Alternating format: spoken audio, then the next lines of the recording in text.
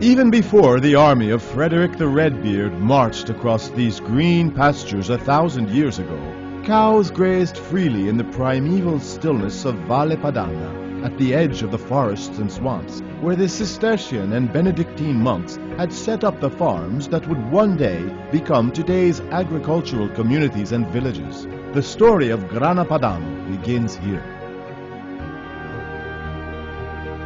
In one farm called the Grangia Farm, from the French word for granary, owned by Chiaravalle Abbey, southeast of Milan, founded in the year 1134 by Saint Bernard of Clairvaux, the friars invented a truly special cheese, first calling it Caseus Vetus, old cheese, and then calling it Grana. The word grana in Latin means grain, and was suggested by the consistency of the cheese.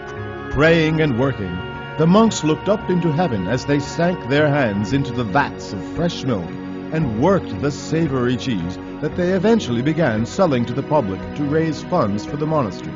The incredible discovery made by the monks came quite by chance. They already knew how to make soft cheese from the rennet that they extracted from the stomachs of their cows. One day, one of these cheeses came to be accidentally heated, and the curd that dripped out was used to make a denser cheese that lasted much longer than the fresh cheese they normally made. This also proved to be an excellent way of using the surplus quantity of the milk they milked from their cows. Almost miraculously, Grana Padano cheese had been born. Word of this amazing discovery quickly spread throughout Lombardy and then beyond. The monks began producing this new hard cheese in a separate area, where they installed special cauldrons and established and followed strict rules that were written down on parchment scrolls and kept in secrecy for centuries. This was the birth of a new profession, the Cazzaro, or cheesemaker, the lay brother or farmer who created this cheese inside the monastery under the close supervision of the monks. The first caselli, the special wooden huts in which Grana Padano was produced, were constructed in the Lombardy and Emilia regions, and then began springing up all over the countryside around Lodi, Codogno, Crema, Cremona, Brescia, and Piacenza. After that, Grana Padano soon began moving across regional borders, and by the end of the 12th century, you could buy it anywhere in northern Italy. Not only from the monks, but also at country fairs and city markets, where the first Grana Padano dealers set up offices in the leading towns.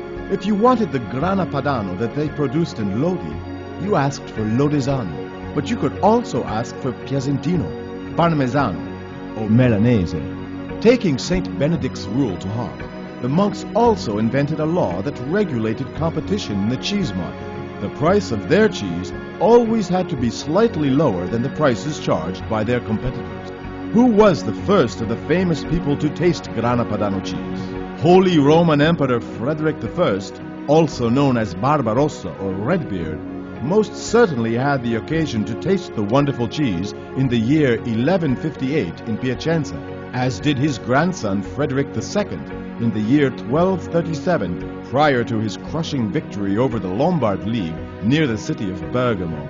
More than 2.5 centuries later, 2 years after the discovery of America, Charles VIII, King of France, received the gift of a number of large wheels of cheese from Count Landi of Piacenza.